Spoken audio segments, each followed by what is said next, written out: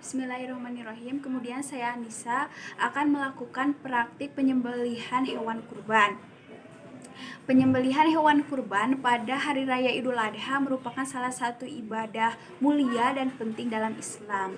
Adapun hukum untuk melakukan penyembelihan hewan kurban yaitu sunnah muakkad. Sedangkan waktu pelaksanaannya itu pada tanggal 10 Zulhijjah setelah melaksanakan sholat Hari Raya Idul Adha, dan juga bisa dilaksanakan pada hari tasyrik yaitu pada tanggal 11, 12, dan 13 Zulhijjah. Penyembelihan hewan kurban harus memenuhi beberapa persyaratan. Yang pertama itu hewan kurban harus memiliki usia yang cukup. Hewan kurban yang digunakan itu jenis hewan ternak, yaitu ada unta, sapi kerbau, kemudian kambing dan domba.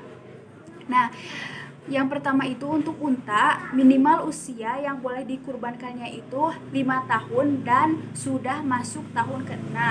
Kemudian ada sapi dan kerbau, yaitu minimal usianya itu 2 tahun dan sudah masuk tahun ke-3. Kemudian ada kambing, minimal usianya itu boleh 6 bulan jika seseorang merasa kesulitan dalam mencari kambing yang minimal usianya 1 tahun.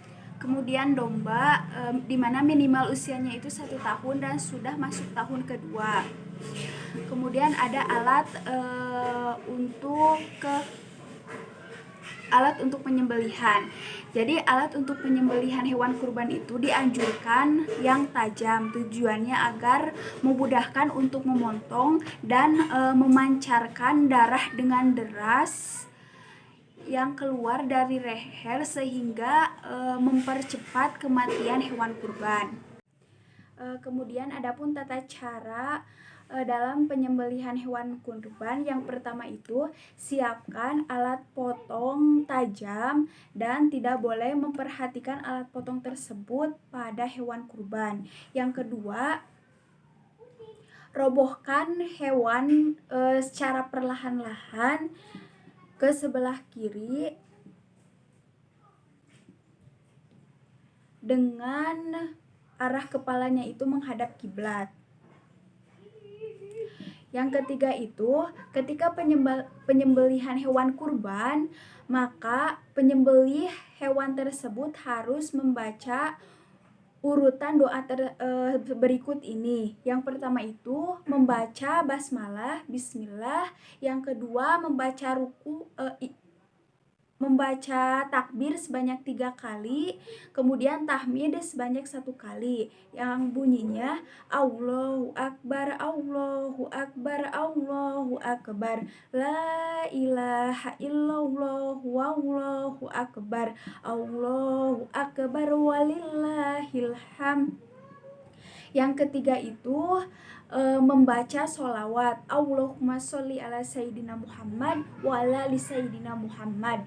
Yang keempat, membaca doa penyembelihan hewan, A'udzubillahi minasyaitonirrajim, Allahumma hadihi minka ilaika fataqabbal minni ya karim. Allahumma, ya Allah ya Tuhanku, hadihi minka, hewan ini adalah nikmat darimu, wa ilaika fataqabbal minni, dan dengan ini kami bertakorup padamu ya karim, karena wahai Engkau Tuhan yang Maha Pemurah, terimalah takorubku. Kemudian yang keempat itu, kita letakkan pisau di leher hewan kurban, kemudian mulai